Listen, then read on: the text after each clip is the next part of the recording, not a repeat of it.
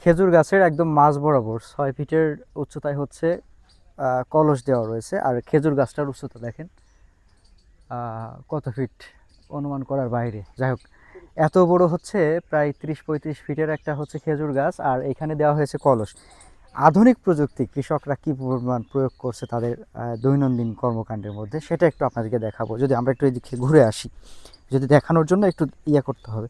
এই যে কলসটা রয়েছে, এবং ওই উপর থেকে যে নলিটা, ওই নলি থেকে কিন্তু একটা সুতা বের হয়ে আসছে, এবং এই সুতাটা এসে সুতা বেয়ে রস পড়ছে এই কলসের মধ্যে। অর্থাৎ কৃষকদের এই যে শীতের সকালে গাছ বেয়ে উপরে ওঠা এবং উপর থেকে সেই কলস নামিয়ে আনা রসসহ, সেটা অনেক কষ্টসাধ্য।